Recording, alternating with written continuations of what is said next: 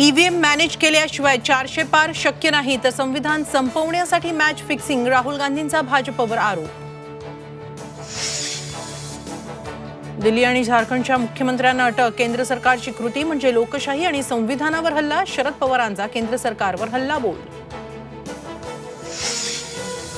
फडणवीसांनी मणिपूर लडाखला जावं, मी खर्च करण्यास तयार, उद्धव ठाकरेंचं आव्हान, हिम्मत असेल तर मणिपूर फाईल्स चित्रपट काढा, राहुल गांधींवरील टीकेवर उद्धव ठाकरेंचा फडणवीसांवर पलटवार।